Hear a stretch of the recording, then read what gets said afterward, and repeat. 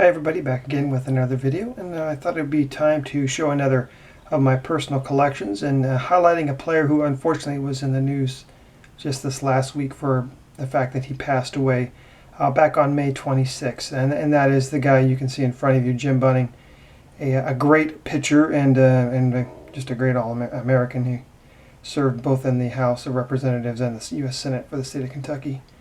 But I wanted to start by showing his rookie card from 1957.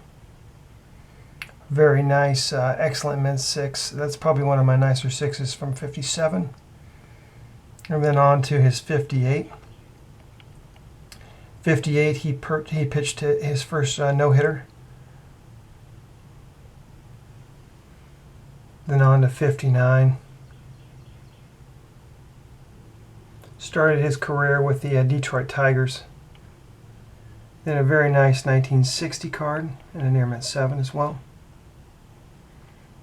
My collection of Jim Bunning is not as large as some of my other players, but I'd like to think that it is high in quality, if not quantity. And that 61 card, I like that one as well.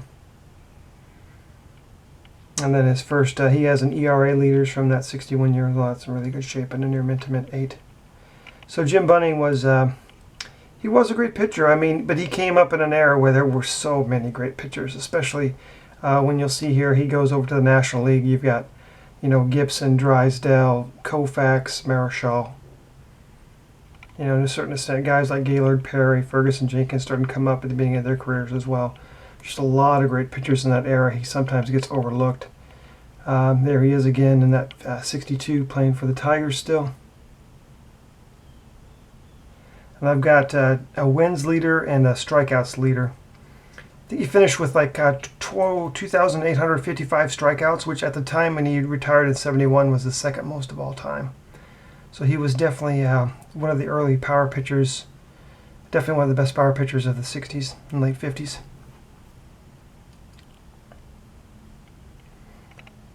Then a couple of these stamps here.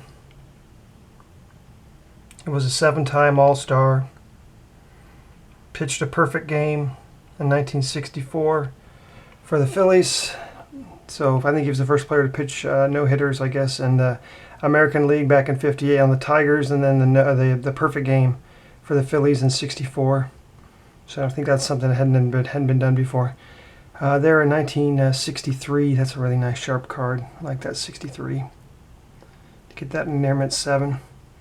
And then this pitching leaders, I think it might have some printing defects, but it's still a pretty clean card for an excellent 5. Just showing the pitching leaders there. And then on to 64. Like I said, that was the year he pitched a perfect game for the Phillies. I think he did it on Father's Day too. I think Jim Bunning had like 7 kids. He was one of those guys, man, that you just look at and like, wow, the way they live their life. Definitely a credit to himself and his family. And then a really nice 65. This one's just excellent mint plus, so a 6.5. That could be an 8 probably, but the left corner is kind of mashed. You can't see it here from this angle, but it's got a little mash in the thing, but a very sharp card with beautiful eye appeal. And then the really tough 1965 Topps embossed set, getting those in near mint 7s. That's a really nice grade on those. They're hard to come by, and high grade. I'm missing the 66 and the 67. The 67 is a really well-known short print from that high number 67 series, and I just haven't got around to spending over $100+ for a Jim Bunning card. I just can't do it right now. So going to 68 now. He's a member of the Pirates. He's moved on from the Phillies at this point, and a couple really sharp 1968 cards there. Of the 68 set. And then, as I said, look at that leaders card. Some of the guys that are up and coming there with a young Gaylord Perry, young Ferguson Jenkins.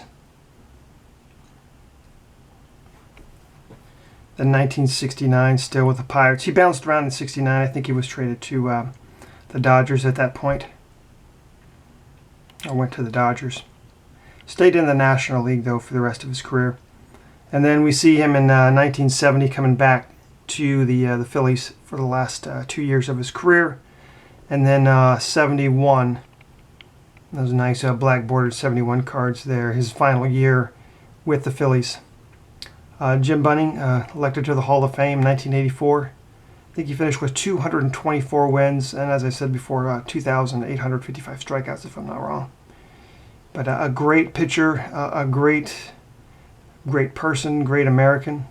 Served his country, as I said, in the House of Representatives from I think the late 80s up into the mid to late 90s, and then went over and switched to became a senator until he retired 2000s, I think maybe 2006, 2008, sometime around there.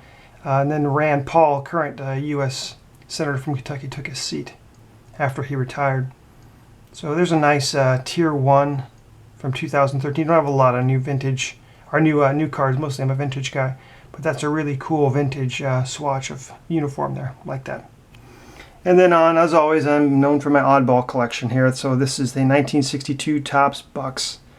These came in individual packs, $1 or one bill per pack. And the players, if you were a higher known player, you might be on the $5 or the $10 bill. But for this time, Jim Bunning was still not quite the Hall of Fame player that he would become. He was still relatively young, so he worn at a $1 bill. And you can clearly see that this is off center. But still really sharp, really cool piece. And then the 1963 Salada Junket coins. That's a mint 9, very good shape on that. And another interesting item there, that's 69 Citgo coins from the gas station set and a near mint 7. So once again, everyone, I appreciate your posts and comments below, and I will talk to you later. Thanks.